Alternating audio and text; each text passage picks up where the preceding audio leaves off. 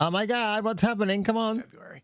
Well, since you did tease a little bit about Showcase that we're going to see Fable at the show, which is very exciting and it looks really great. I agree. It Okay, is Tina only a and week Meanie, away, come which is on. pretty crazy. You actually just filmed your stage segment last week. In this very building. In this very building, just Whoa, downstairs, come slightly on. different set than this one. Now the show and the direct are also both going through final color and audio. We're just in polish mode now, so we're very ready for everybody to see. Oh, I like the those show next Xbox week, mugs. but I want to get one of about those. it.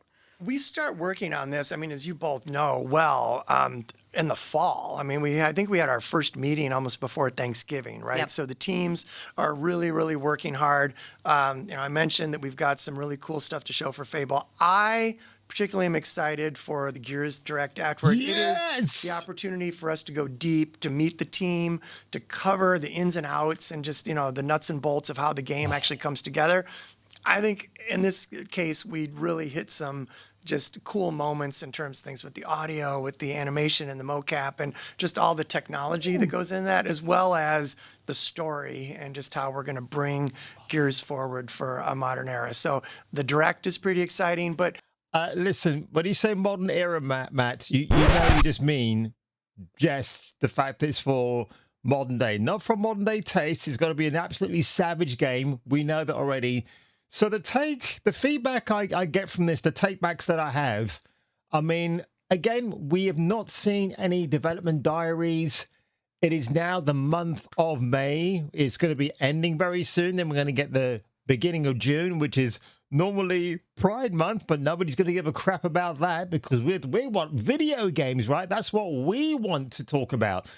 And honestly, Gears of War E-Day, I am so hyped and pumped for this game. A lot of my video gaming memories stems from the original games, which I got into a little bit later, but I think maybe about 2010 or 11, I started to play those games for the first time. I just thought they were absolutely incredible.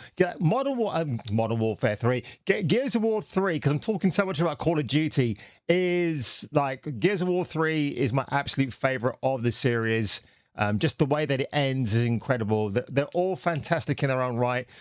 They should have all got proper remakes, to be honest, but I think what this showcase is going to be for Unreal Engine 5. The Coalition, I absolutely trust them. I think they're by far the best game development studio Xbox has under its wing that understands UE5. UE6 apparently might be on the precipice for that to be revealed.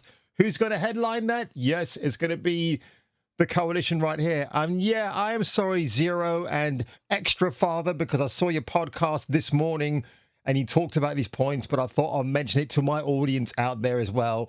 But honestly, I look, people are saying that this is going to be a September release.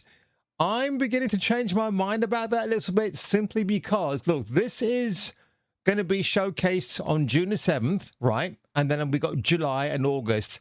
I'm going to say that this should get its moment to shine in August. I don't know what big video game releases are coming out in August.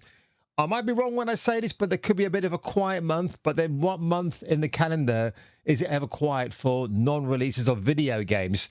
So I'm going to say it might get released in August simply because on the 23rd of October, Call of Duty Modern Warfare 4... that's going to drop. So you need a lot of breathing space between the two.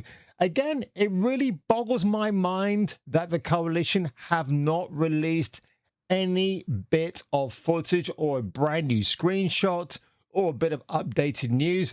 I don't know if they're going to not upset fans, but if they're going to address that in this presentation. I don't even know if it's a live presentation. It might be pre-recorded. I don't know. So I'm not really sure in that respect, but either way, they owe it to Gears of War fans the world over. Guys, we're sorry we didn't bring anything forth to the table. We wanted to keep it in the dark, but this is what we've got. Also, do you know the one thing that I want to see from this release is merchandise, bandanas, really cool controllers, an Xbox Series X special edition for Gears of War E-Day with some extra peripherals. Do you know what I mean? I think that'll be a really nice way to pay the fans back. Then start going to places like Mexico and other places, maybe get-togethers where people show off their Gears of War COG tattoos. streamers meeting, doing whatever. I don't think this will mark the return of esports, Gears esports. I think that's pretty much done and dusted with. But I'll be very curious to see if any other prominent streamers will actually play the single player campaign or get stuck into the multiplayer, which is what a lot of people can't wait for. And Karen Travis, one of my favorite people ever on the face of the earth. She's a she used to be a civil servant like me, and she also has written Halo books, Star Wars, Gears of War, Aspo Fields in the Gears of War universe.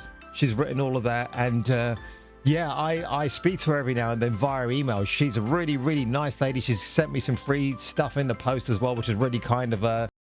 When I start on a book, I actually come up with the ideas. Aspo Fields at the time, although there was something in the story Bible, Epic said, well, what do you think it is? And I said, well, you know, let me look at some campaigns, and it has to be something quite dramatic, and it has to be something pivotal for the war to make the various sacrifices and awards worthwhile. I wish she was involved with this somehow, but she's not. But man, if she were, if they, you know, the other thing they could do as well is to give us like a new spate of Gears of War books and comics. I don't know if it's going to do that. It might do to bridge the gap between possibly this is not even going to be a trilogy of games, guys. It's going to be like an anthology of Gears of War games with Asher Sharma, the CEO of Xbox, headlining the production of not just video games but the business as a whole.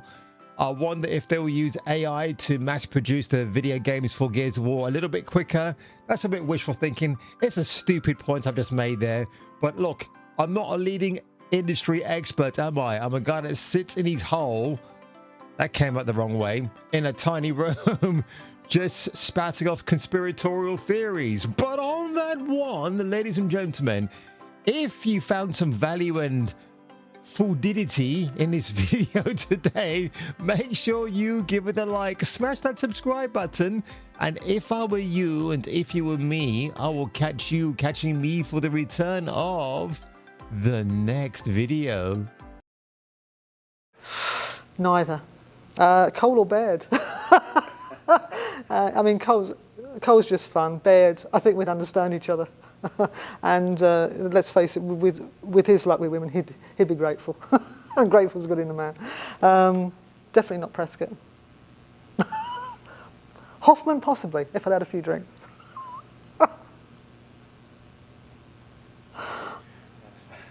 I'm not sure you can even run this, can you?